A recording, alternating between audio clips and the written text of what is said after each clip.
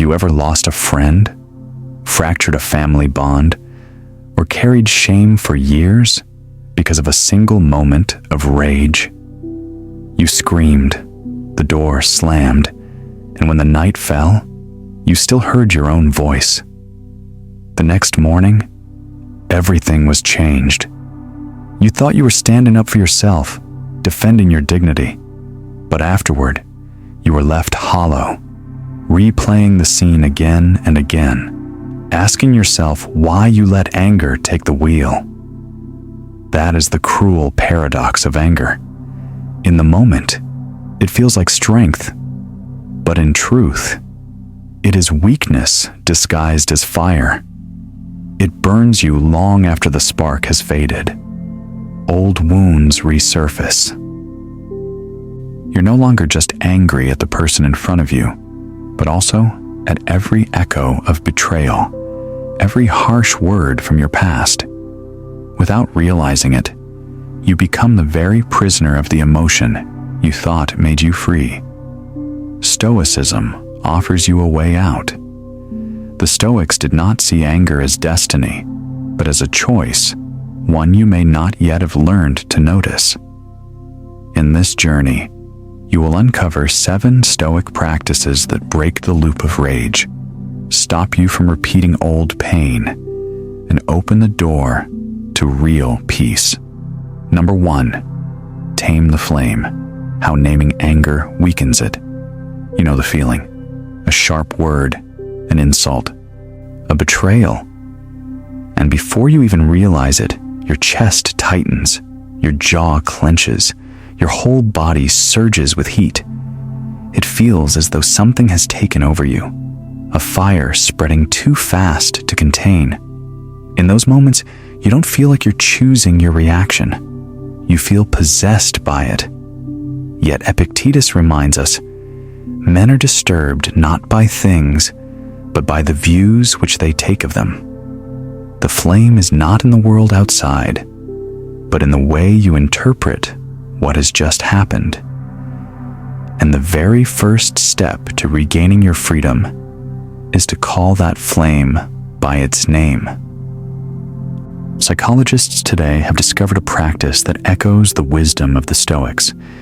It is called emotion labeling. When you quietly say to yourself, "I am angry," or "this is hurt," the storm inside your brain shifts. The amygdala, the part responsible for raw emotional reactivity, calms down. Blood returns to the areas that govern reason, reflection, and choice. What feels overwhelming begins to shrink. In that instant, you step outside of the emotion, creating space between you and the fire. You are no longer fully consumed. You are an observer, holding it at arm's length. This is not weakness. It is strength of the rarest kind. Consider the example of Justice Ruth Bader Ginsburg. She became known not for fiery retorts, but for her habit of pausing before responding. When pressed with difficult questions, she would fall silent, breathe, and wait until her emotions settled into clarity. That pause was not hesitation. It was mastery. She was not suppressing her feelings, but recognizing them, naming them, and then choosing her reply with calm precision. It was this practice that allowed her to navigate a lifetime of fierce conflict without being consumed by the bitterness of the fight. You may not be sitting on the U.S. Supreme Court, but the challenge is no less real in your daily life. Imagine a father preparing to put his child to bed, only to receive a vicious text message from a coworker. His blood pressure rises. His fingers itch to type a sharp reply. Yet, he looks down at his child, who is waiting for a lullaby. In that moment, he whispers under his breath, "This is anger."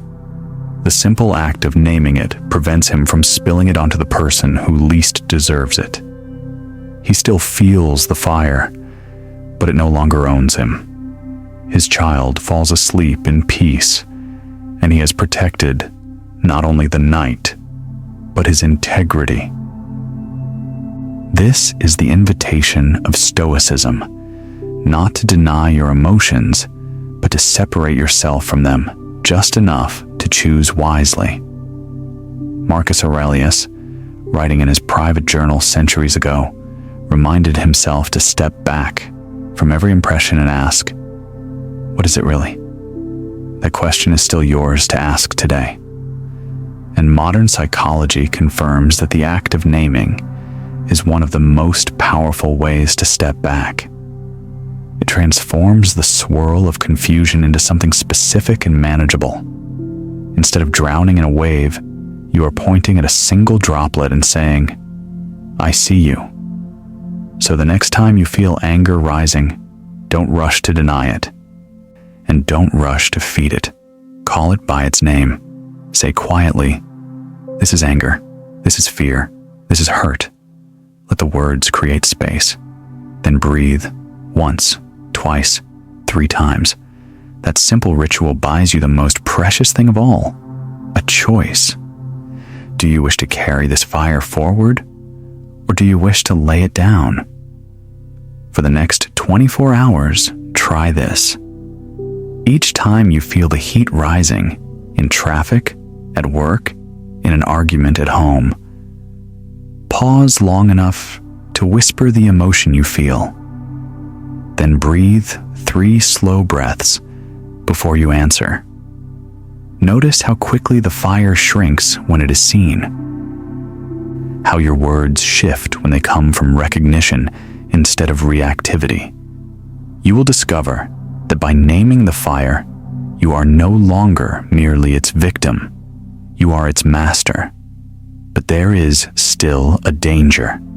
Once you have named the flame, your mind will begin weaving stories to justify it. You will replay the insult, exaggerate the offense, and invent reasons to stay angry. That is how the fire grows back, fed not by the event itself, but by the story you tell about it. To truly free yourself, you must learn the next step: how to starve the story. Number 2, stop the spiral, ending the stories that fuel your rage. You've named the fire, but the danger isn't over yet.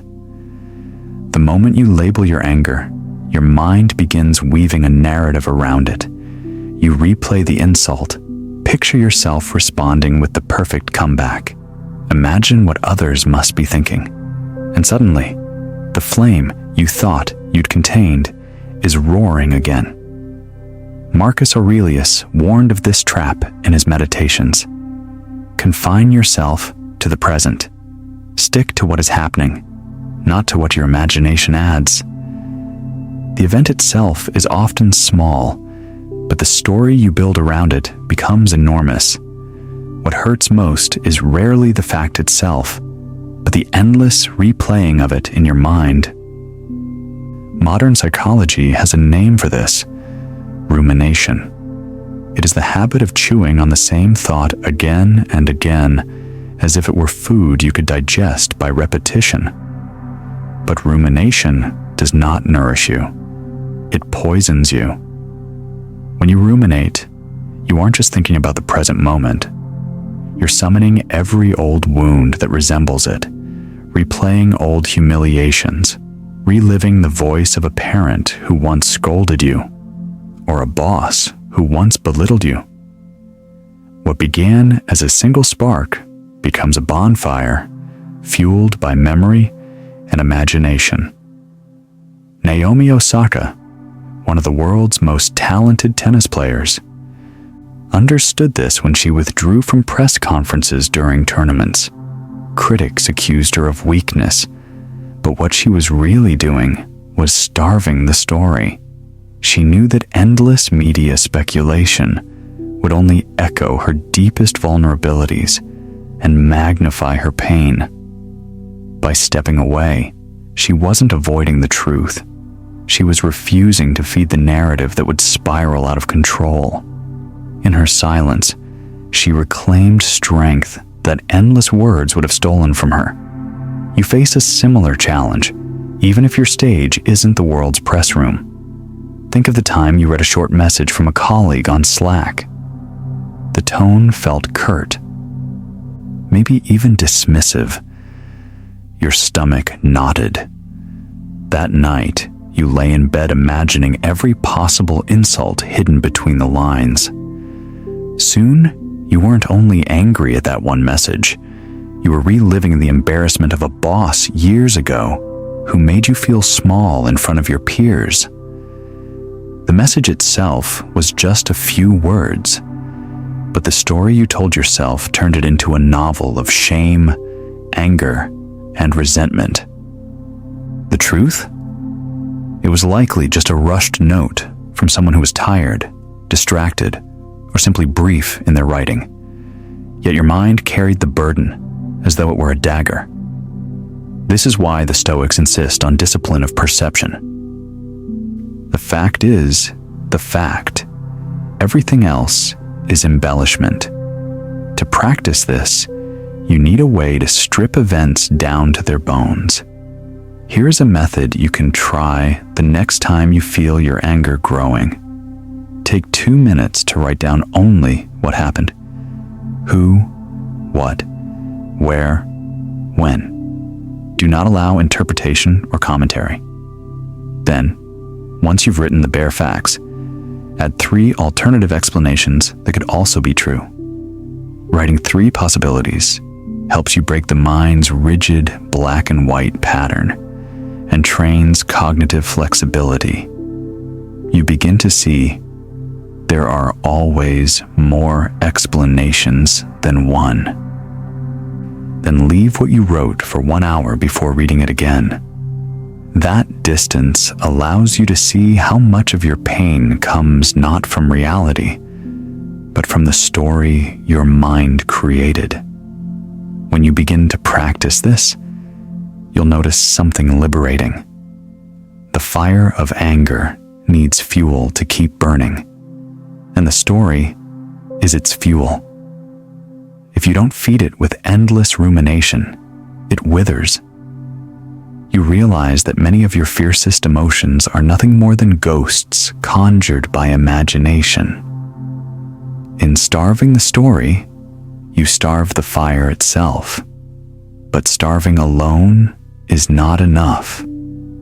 You need resilience, the inner strength to withstand the discomfort of not rushing into reaction, of not indulging in the satisfaction of replaying the drama. That strength is not given to you. It is built, brick by brick, through deliberate practice. And the Stoics knew exactly where to begin, by training yourself in small doses of discomfort so that anger no longer has the power to overwhelm you. Number 3, stronger than anger, the power of training with discomfort. Anger often feels unstoppable because you have not trained yourself to withstand discomfort. The surge of heat inside you, the tightening in your chest, the restless urge to act. You mistake these signals as unbearable, something you must release immediately. But the Stoics believed otherwise. Seneca advised his students to practice poverty, to sleep on the floor, eat coarse bread, wear simple clothes. Why? Not because he wanted them to suffer, but because he knew that those who can endure little difficulties voluntarily are better prepared for life's larger storms. If you can stand discomfort in small doses, then when anger or hardship comes, you will not collapse under its weight. Modern psychology has a term for this principle: hormesis. It describes how exposure to manageable stress, a cold shower, fasting for a short time, silence instead of distraction, strengthens both body and mind. Your nervous system learns that discomfort does not mean danger. What once felt unbearable becomes tolerable, even empowering. The very act of enduring something small teaches your brain resilience, so that when life strikes with greater force, you are not instantly overwhelmed. Consider Wim Hof, often called the Iceman. He immersed himself in freezing water and harsh conditions, not out of recklessness, but as a method of training body and mind.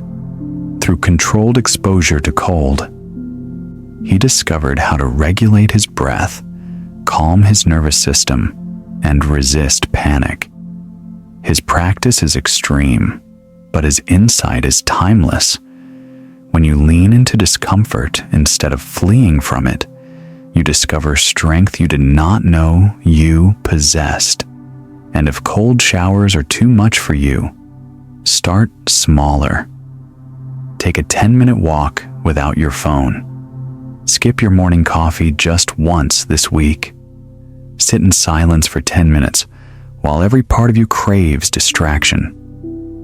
These are equally acts of hormesis at a gentler level, but they carry the same lesson: that discomfort can be endured, and through endurance, you grow. This is the paradox the Stoics understood.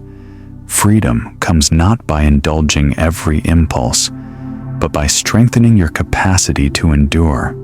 When you train yourself to live with less comfort, less certainty, less immediate gratification, you gain a deeper freedom, the ability to respond instead of react. You become the master of your emotions, not their servant. So here's your practice. Today, choose one small challenge. Whether it is a cold shower, a walk without your phone, skipping your morning coffee, or 10 minutes of silence, notice what happens inside you. At first, you will resist. But then, something shifts. You realize that you can endure more than you thought. You discover that discomfort is not the end of the world, but a teacher shaping your strength. Each act of voluntary hardship is a rehearsal for the moments when anger tempts you to explode. You are telling your nervous system, I can survive this. I can sit with heat, with restlessness, with the urge to act, and not be undone by it. This is not about punishing yourself. It is about learning that you are stronger, calmer, and freer than you imagined. But strength without boundaries is dangerous. If you train your endurance, but never protect your commitments, you risk burning yourself out. Resilience without limits becomes exhaustion. For every time you say yes when you mean no, you plant the seed of resentment. And resentment left unchecked becomes anger. That is why the next lesson is about guarding your yes and protecting the peace you have fought so hard to cultivate. Number 4, the hidden source of rage, learning the power of no. There is a hidden source of anger you often overlook. It doesn't come from insults or betrayals, but from something quieter, more subtle. The weight of promises you should never have made. Each time you say yes to please someone, each time you take on one more responsibility that does not belong to you, you trade a small piece of your peace. At first, it feels harmless. You tell yourself it's just one more favor, one more task, one more way to keep harmony. But the debt accumulates. Soon, you find yourself exhausted, resentful, simmering with unspoken frustration. And then, the smallest spark, a spilled cup of milk, a careless comment, ignites all that hidden anger into an explosion. Epictetus gave you the antidote long ago. Some things are up to us, and some are not. Your true responsibility is not to please everyone, but to guard the boundaries of what is yours. When you give away your yes too easily, you burden yourself with what was never in your control. You cannot be at peace if your days are ruled by obligations that betray your values. Modern psychology calls this overcommitment. When you chronically take on too much, your nervous system lives in a state of depletion. Burnout is not only physical exhaustion, it is emotional erosion. You lose patience, empathy, and clarity. Anger becomes your default because you have nothing left to give. And often, the people who bear the brunt of your frustration are not the ones who overloaded you, but the ones closest to you. Your children, your partner, the people you most want to protect. Think of Viola Davis, the acclaimed actress. Early in her career, she was offered roles that reduced her to stereotypes, roles that would have given her fame but stolen her dignity. She learned to say no. She accepted only those parts that reflected her worth and her truth. Her refusal was not arrogance, but wisdom. By guarding her yes, she preserved her energy for work that mattered, and in doing so, she shaped a career of integrity. Every time she said no to something unworthy, she was saying yes to her peace. Now picture a manager in an ordinary office. Each time someone asked for help, he said yes. He stayed late, took calls at dinner, skipped weekends with his family. He told himself he was being a team player, but in truth, he was slowly hollowing himself out. His sleep suffered, his health declined, and the simmer of resentment grew. One evening, when his child accidentally spilled juice, he exploded. His outburst wasn't about the juice. It was about months of silent self-betrayal, every yes he should have guarded, every boundary he failed to defend. This is why guarding your yes is not selfish. It is a form of responsibility, a commitment to protect your peace so that you can offer your best self to others. If your yes is always available, it loses value. But when it is chosen with care, it carries weight, integrity, and sincerity. Here is a practice you can begin today. Write down one polite refusal, a sentence you can keep in your back pocket. For example, I really appreciate you thinking of me, but I can't commit right now. Or, if you need something firmer, thanks, I'm at capacity right now and must decline. And in a work setting, try, I can't take this on this week. Can we reprioritize next Monday? Pick the version that fits your voice and use it once this week. The act may feel uncomfortable at first, as if you are letting someone down, but watch closely. Your world does not collapse. In fact, you feel lighter, freer, more grounded. Every time you protect your yes, you reclaim a piece of your calm. And as you practice this, you will notice something remarkable. Your anger decreases not because the world has changed, but because you are no longer betraying yourself. You no longer carry the invisible weight of obligations you never truly wanted. You no longer live in silent resentment. You live in alignment. Yet even when you guard your yes, the world will still test you.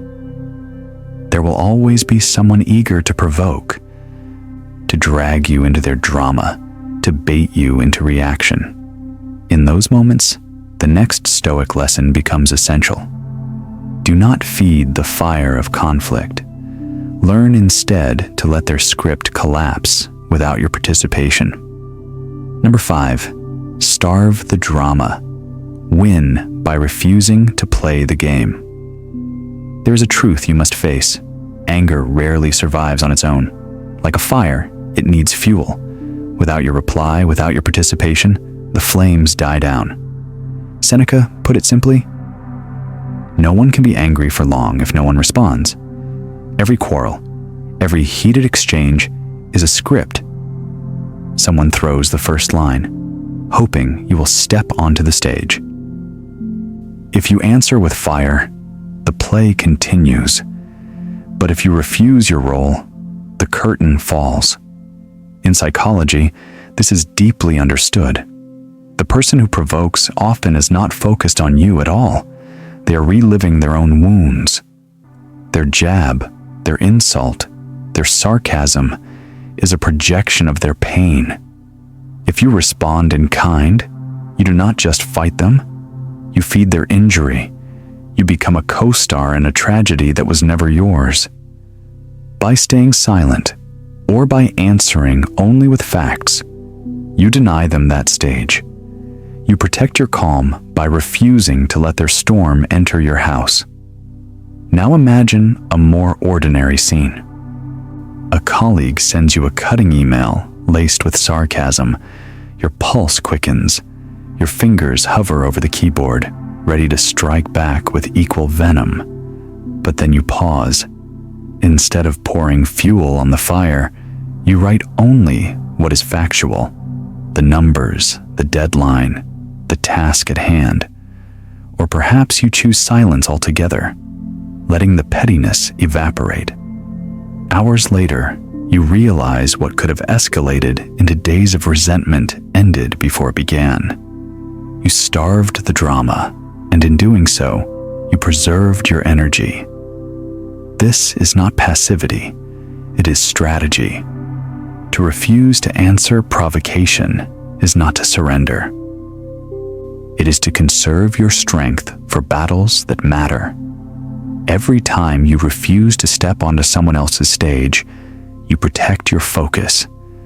Every time you answer only with calm or with silence, you prove to yourself that your peace is stronger than their chaos. Still, silence must be used with wisdom. If the same behavior repeats, or if it crosses into harmful territory, silence alone is not enough. In those cases, let the initial fire cool, but then take the initiative. Schedule a structured conversation, set clear boundaries, and make your stance known. As powerful as restraint is, it should never come at the cost of your dignity or safety. You can practice this in small, practical ways. The next time someone tries to provoke you, do not rush. Count slowly to 10. Notice how the urge to respond loses its intensity with each breath. If after 10 seconds you are still angry, shift the medium. Suggest speaking in person rather than volleying emails, or if the matter is trivial, let it go entirely. What you will see is that most drama dies not with a grand gesture, but with a quiet refusal to fuel it. And something remarkable happens when you practice this consistently. The world around you begins to feel less hostile, not because it has changed, but because you no longer accept every invitation to conflict. You begin to see provocation for what it really is, not an attack on your worth, but a reflection of another person's unhealed wounds. You stop playing parts in dramas that drain you. You step out of the theater altogether, and in the silence, you reclaim your strength. That strength, however, is not to be hoarded. The energy you save by refusing petty quarrels must be directed somewhere greater. Anger and drama are distractions, stealing the fire you could use to build, to create, to pursue the goals that truly matter. When you no longer waste your breath-feeding conflict, you suddenly have the breath to fuel ambition, purpose, and growth. And this leads directly to the next Stoic lesson: how to transform restraint into forward motion. How to channel your freed-up strength toward the higher aims of your life by learning to redirect to purpose. Number 6, turn anger into fuel, the Stoic way to redirect energy. Marcus Aurelius left us a reminder both simple and profound. The obstacle is the way. Anger, when seen clearly, does not have to be a chain around your neck. It can be the spark that lights your movement forward. What feels like an attack can become an invitation to rise if you learn how to redirect its force. Modern psychology calls this reappraisal, the act of reframing an experience so that it no longer drains you, but empowers you. When you are criticized, you can see it as humiliation or as feedback. When you are rejected, you can call it defeat, or you can call it training. Anger is a signal. What is it asking you to notice or change? The only question is whether you allow it to explode destructively, or whether you channel it into constructive purpose. Take Sarah Blakely, the founder of Spanx. For years, she faced rejection after rejection. Investors laughed at her ideas, dismissed her vision, shut the door in her face. Lesser spirits would have turned bitter, consumed by frustration. But Blakely chose another path. Each no fueled her determination to refine her product, to sharpen her pitch, to press forward with more focus. She did not let anger eat her alive. She used it as fuel. Eventually, her persistence transformed into $1 billion company and a lasting legacy. The obstacle became the way. The same principle applies in your daily life. Imagine a worker reprimanded by his boss for missing a deadline. The first surge is anger, shame, defensiveness, the desire to argue. But instead of firing back, he takes a pen and writes 2 simple questions. What is the problem? What is the solution? Then he answers the second with clarity and action. He sends back not his wounded pride, but a concrete plan. The anger that might have soured a relationship instead becomes the engine for progress. This is the practice you can take into your own life. The next time you feel the flame rising, pause long enough to ask yourself, what can I build with this fire? Take the sting of an insult and let it remind you of your commitment to dignity. Take the frustration of a setback and let it sharpen your focus on the next step. Anger wants to destroy. You can choose to make it create. A simple exercise can help anchor this. When you feel anger, grab a piece of paper and write 1 sentence. Because of this, I will. Then finish it with a purposeful action you will take within the next 24 hours. Because of this, I will prepare better for tomorrow's meeting. Because of this, I will reach out to mend the relationship. Because of this, I will double my effort on what matters. In this way, the raw force of your emotion becomes a pledge to yourself, a promise you can act upon. The more often you do this, the more you will realize that anger is not your enemy. It is raw material, waiting for direction. Uncontrolled, it burns down trust, peace, and health. Directed, it can power resilience, focus, and achievement. The Stoics did not teach suppression, but transformation. They believed, as Marcus did, that every obstacle hides an opportunity if you have the courage to reframe it. Over time, this reframing becomes second nature. Instead of sinking into complaints, you automatically shift toward solutions.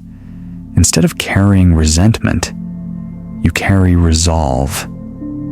And people around you notice, not because you never feel anger, but because you consistently turn it into something higher.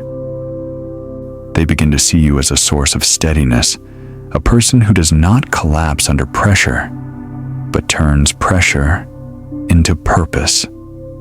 Still, even with this practice, you will have moments where the surge of anger feels overwhelming. You cannot always wait to sit and write, nor can you always pause long enough to reframe. Sometimes you need a tool that works instantly, in the heat of the moment, to bring you back to calm before you can redirect the energy. The Stoics, and modern psychology alike, point to one such tool, the simplest, most constant companion you have, your breath. Number 7, your breath, your fortress, calming anger in seconds. When every other tool feels too slow, the breath is the medicine that works instantly. Marcus Aurelius once wrote, "Keep your mind from being disturbed and you will find strength." The only way to protect your mind from exploding in anger is to create a pause. And the breath is the bridge that allows you to build that pause. Modern science confirms what the Stoics intuitively knew. When you breathe slowly and deeply, your parasympathetic nervous system activates. Your heart rate slows. The amygdala, the emotional alarm center, quietly backs down. And the prefrontal cortex, the seat of clear decision-making, returns to control. In simple terms, your breath is the switch that brings you back from the storm to a clear sky. Think back to the last time you lost your temper. Maybe it was a sharp email, a sarcastic remark in a meeting, or a look of disrespect. In that moment, heat rises, your chest tightens, your hands itch to strike back. With no tool at hand, you'd probably fire off words you can't take back, creating damage that lingers for days. But if you had taken even a single slow breath, the outcome could have been different. Roger Federer, the tennis legend admired around the world, shows us this truth. Across more than 2 decades of intense competition, he faced countless provocations from rivals, crowds, even journalists, yet Federer almost never lost his cool. He used breath and focus to keep himself in a neutral state, letting his racket answer instead of his mouth. That calm became part of his legacy. Not just a champion on the court, but an icon of composure and grace. You don't need to be a global athlete to practice this. Picture an ordinary employee who once received a harsh email from his boss late at night. His first impulse was to defend himself with an equally sharp reply. Instead, he stepped back, closed his eyes, and began a simple breathing pattern. Inhale for 4 counts. Hold for 4. Exhale for 4. Hold again for 4. 3 rounds of this box breathing, and the tightness in his chest eased. When he opened his eyes, he wrote 3 calm lines. Here's the problem. Here's the solution. Here's the next step. He sent it. The result? His boss saw him as professional. His anger? Gone before it ever reached the screen. Box breathing is a proven technique. 4 in, 4 hold, 4 out, 4 hold. Repeat 3 times. If you're pressed for time, use a simpler version. Inhale for 4, exhale for 6. Even 1 round is enough to cool the heat. The real power lies in making this a habit. In the morning, before touching your phone, take 5 minutes to breathe. During the day, before sending an important message or stepping into a tense conversation, pause for 1 breath cycle. Each time you do, you train your brain to pause before reacting. Over time, this pause becomes your default, your hidden strength. And here's the deeper truth.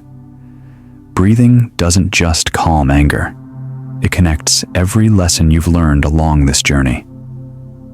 You can only name the fire when your breath slows you down. You can only starve the drama when calm breathing keeps you from feeding it. You can only redirect to purpose when clarity from the breath lets you see the higher road. So the next time blood rushes to your face, when your chest feels ready to explode, take it as a signal. Stop and breathe. Let the air in and out be the anchor that holds you in the present. In that breath, you reclaim your freedom, your clarity, and your strength to choose.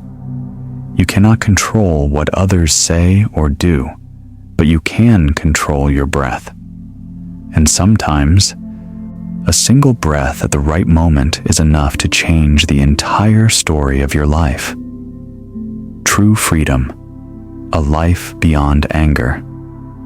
Marcus Aurelius once wrote, "You have power over your mind, not outside events.